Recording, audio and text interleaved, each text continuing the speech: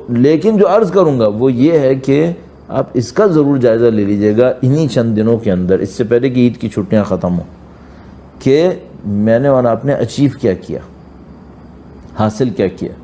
اچھا آپ مجھ سے پوچھ سکتے ہیں بھائی کیا حاصل ہونا تھا؟ اب ہم دعائے افتتاح تو دوبارہ نہیں پڑھ رہے نا، مثلا دعائے سحر تو دوبارہ نہیں پڑھ رہے، نہیں شاید وہ تو نہیں پڑھیں گے اب، یا علی و یا عظیم شاید وہ بھی نہیں پڑھیں گے، اللہم ادخل علی اہل القبور السرور وہ بھی نہیں پڑھیں گے۔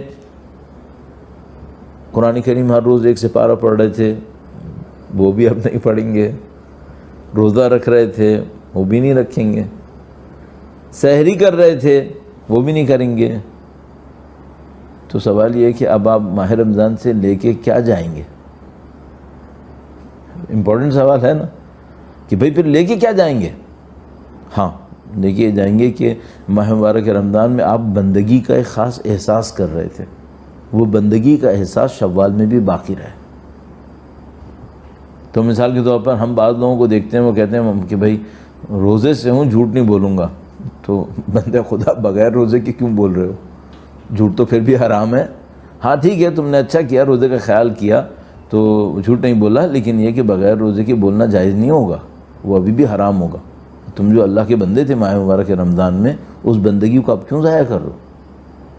تو یہ بندگی جو ہوتی ہے وہ ہم مذاق میں کہتے تھے، چونکہ میں خود ایک اسکول میں پارٹ ٹائم جاب کرتا تھا، تو مثلا جو ریگولر پڑھاتے تھے وہ 6 گھنٹے 7 گھنٹے پڑھاتے تھے، اسکول میں رہتے تھے کم از کم، پڑھاتے کتنا تھے مسئلہ نہیں ہے، تو ہمارا جو تھا وہ 2-3 پیریڈ تھا، تو اس کو ہم پارٹ ٹائم کہتے تھے۔ تو ہم اپنے آپ سے مذاق میں کہتے تھے کہ یہ جو اسکول کی جاب ہے یہ پارٹ ٹائم ہے، لیکن بندگی فل ٹائم ہے، بلکہ لائف ٹائم ہے، ریٹائرمنٹ بھی نہیں آتی اس میں، یہ لائف ٹائم جاب ہوتی ہے۔ تو اب اگر مثال کے طور پر کسی کی بندگی پارٹ ٹائم ہے ماہ مبارک رمضان کے لیے، اس کا مطلب ہے اس نے بندگی کو سمجھا نہیں ہے۔ بندگی ہدف خلقت ہے، بندگی 1-2 محل اور باغ لینے کا ذریعہ نہیں ہے، اور وہ تو جب میں اور آپ مریں گے میں بعض اوقات ایسے کسی موقع پہ انشاءاللہ کہنے لگتا ہوں تو سوچتا ہوں کہ نہیں کہوں بھائی، کچھ لوگوں کا دل کمزور ہوتا ہے بیچارے ڈر جائیں گے، لیکن ہونا تو ہے انشاءاللہ، کہنا بھی غلط نہیں ہے۔ تو جب مریں گے تو پتہ چلے گا کہ بھائی وہاں پہ ہمارے لیے بنا کیا۔ اب میں مزید وقت نہ لوں، کیا بچا کے لے کے جانا ہے؟ احساس بندگی۔ اس احساس بندگی میں کیا ہے؟ احساس اطاعت، ذمہ داری۔ سحری میں شاید آپ کے ساتھ ہوا ہو کبھی کہ آپ اٹھے ہوں 1 منٹ باقی رہ گیا ہے، صرف آپ اٹھے تیزی سے گئے، پانی تو کم از کم پی لوں، 1 گھونٹ پانی نکالا اور وہاں اذان کی آواز آ گئی۔ اب آپ کے ہاتھ میں گلاس ہے اور آپ کو یہ پتا ہے کہ یہ اگر میں نے اب نہیں پیا تو 17 گھنٹے گئے، یا جتنے گھنٹے بھی آپ کیا ہیں، صحیح ہے، اور رات میں تو میں سو گیا تھا۔ بندگی فوراً آپ کے لیے سامنے آتی ہے اور کہتی ہے کہ نہیں، اللہ کی خاطر برداشت کر لو، کوئی بات نہیں، ایک دن زیادہ پیاسے رہ جاؤ گے، صحیح ہے۔ یہ احساس بندگی ماہ مبارک رمضان کے بعد بھی رہے، یہ اگر رہے تو پھر زندگی میں سہولتیں بہت زیادہ ہیں، اللہ کی طرف سے ہدایتیں بہت زیادہ ہیں، اور خدا کا نظام ایسا عجیب ہے، یہ جو بہت زیادہ توفیقات ملتی ہیں، چھوٹی چھوٹی چیزوں پہ ملتی ہیں بعض اوقات، بہت زیادہ توفیقات، جیسے میں نے ان عارف کا عرض کیا تھا، کسی ایک جانور کو انہوں نے کھانا کھلا دیا، بڑی توفیق مل گئی۔ تو یہ احساس بندگی میرے اور آپ کے اندر رہنا چاہیے، اس کو آپ لے کر اپنے اندر باقی رکھیے، اس کو آپ احساس ذمہ داری بھی کہہ سکتے ہیں، اللہ کے ہونے کا احساس بھی کہہ سکتے ہیں کہ بھئی خدا ہے، دیکھ رہا ہے۔ تو آپ اگر اس کو لے کے چلتے ہیں تو پھر آپ کی زندگی میں مثبت ترقی جو ہے وہ ہوتی رہتی ہے۔ اب اس کے ساتھ کیا چیزیں چاہیے ہوں گی؟ وہی چیزیں جو آپ نے ماہ مبارک رمضان میں کی، اللہ کے ساتھ راز و نیاز، جو ایک دفعہ بات بھی ہوئی تھی، اور آپ ماشاءاللہ سب موفق ہیں انشاءاللہ، وہی چاہیے ہوگا آپ کو ماہ مبارک شوال کے اندر، ماہ شوال کے اندر بھی۔ اچھا اب یہ جو ابھی 3 دن شروع کے 2-3 دن ہوتے ہیں نا، یہ بڑے کریٹیکل ہوتے ہیں۔ کیوں؟ سب عید میں مشغول ہوتے ہیں، عید میں مل رہے ہوتے ہیں، وہ جتنی عبادات آپ نے ماہ مبارک رمضان میں اچھی عبادتیں کی ہوتی ہیں، 3 دن گویا ناغے کا ہو جاتا ہے۔ یہ نہیں ہونے دیجیے گا، اسے ناغہ نہیں بننے دیجیے گا۔ تو مثال کے طور پر اتنی نہ بھی کر سکیں تو بھائی کم سے کم ایک منیمم اسٹینڈرڈ بنا لیجئے گا۔ تو پہلی بات ہوئی احساس بندگی، احساس اطاعت، اس کو باقی رکھنا ہے۔ دوسری بات کیا ہوئی؟ عبادتوں میں ایک منیمم اسٹینڈرڈ رکھنے، بھئی یہ عبادتیں مجھے روزانہ کرنی ہیں، روزانہ کرنی ہے۔ میں امام خمینی کی زندگی سے ایک عجیب چیز آپ کی خدمت میں عرض کروں، آپ نے پہلے بھی بہت دفعہ سنا ہوگا، یہ جو امام خمینی کی شخصیت تھی، کتنے لوگوں کی ذمہ داری ان کے کندھے پہ تھی۔ یہ کوئی ایک دو کارخانے کی بات نہیں ہو رہی ہے، پوری دنیا کے گویا مسلمان دین کی ہدایت، اس کی ذمہ داری ان کے کندھے پر آ گئی تھی۔ ان کا ہر عمل، ہر کہنا، ہر بولنا لوگوں کی مائکروسکوپ کے نیچے تھا کہ بھائی کیا کہا انہوں نے۔ اب اس دوران جنگ بھی ہو رہی تھی، جنگ میں دسیوں ہزار لوگ شہید ہوئے، لاکھوں لوگ زخمی ہوئے، عورتیں مظلوم ہو گئیں، بیچاری بیوہ ہوئیں، بچے یتیم ہوئے، ان سب کا بوجھ ان کے کندھوں پر تھا۔ صحیح؟ روزانہ کتنی دیر عبادت کرتے ہوں گے؟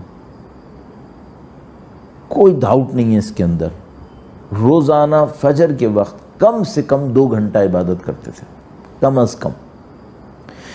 ایک دن میں لگ بھگ 8 مرتبہ قرآن کریم پڑھتے تھے۔ یہ میرے جیسے کی بات نہیں ہو رہی جو فالتو بیٹھا رہتا ہے موبائل کے اوپر ادھر ادھر آگے پیچھے کرتا رہتا ہے، یہ اس کی بات ہو رہی جس کی زندگی کا ایک ایک لمحہ قیمتی تھا، اور کرنے کے لیے کام اتنے ڈھیر تھے جس کی کوئی حد نہیں تھی۔ 8 مرتبہ قرآن کریم پڑھتے تھے، ماہ رمضان کے اندر صرف نہیں، عام دنوں میں۔ یہ وہ چیزیں جو ہمیں بھی سیکھنی پڑیں گی کہ بھائی مثلا وہ صبح میں 2 گھنٹے عبادت کرتے تھے، چلو آپ 1 گھنٹہ کر لو، آدھا پونا گھنٹہ کر لو، جتنا بھی توفیق نصیب ہو رہی ہے۔ وہ 8 مرتبہ پڑھتے تھے، 1-2 مرتبہ آپ بھی پڑھ لو، دیکھو زندگی میں کیا کرنا۔ تو عزیزان محترم، اطاعت اور بندگی کا احساس پہلی بات، عبادات کا کم سے کم معیار دوسری بات، یہ آپ کو بنانا ہوگا۔ اب اس میں آپ کیا بنائیں گے میں کچھ کہہ نہیں سکتا۔ بعض چیزیں، بعض عبادتیں انسان زور زبردستی کر کے کرتا ہے، بعض چیزیں، بعض عبادتیں شوق سے کر رہا ہوتا ہے۔ منیمم تو آپ ایسا رکھیے گا جس میں شوق ہو یا نہیں ہو کرنا ہے، اس کے علاوہ میں جو شوق ہو وہ کر لیجئے گا۔ لیکن اگر ہم سے کوئی یہ کہے کہ بھائی کچھ آپ 1-2 جملے بتائیں کہ کیا کم از کم کیا ہونا چاہیے، یعنی کیا ہو ہماری زندگی میں تو بڑی سہولت ہو جائے گی، تو بھائی جو ابھی تک ہمیں پتہ چلا ہے، جو اس پہ معتقد ہیں ہم، وہ یہ کہ آپ کی زندگی میں ہر روز سید الشہداء کی، امام حسین کی ایک زیارت ہونی چاہیے انشاءاللہ۔ درود بھیجیں محمد و آل محمد پر، اللہم صلی علی محمد آل محمد۔ وقت کے امام کی کوئی زیارت، کوئی دعا آپ کی زندگی کا حصہ ہونی چاہیے۔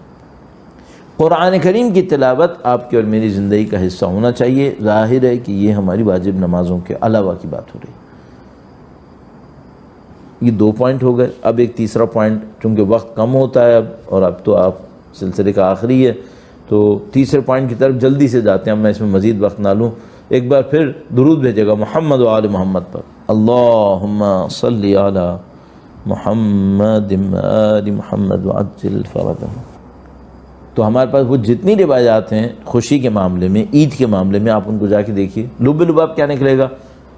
نافرمانی مت کرو، کل یوم لا یصلی اللہ تعالی فیہ فہو عید، وہ عید ہے، معصیت نہ ہو، جو میں نے عرض کیا اطاعت اور بندگی کی فکر۔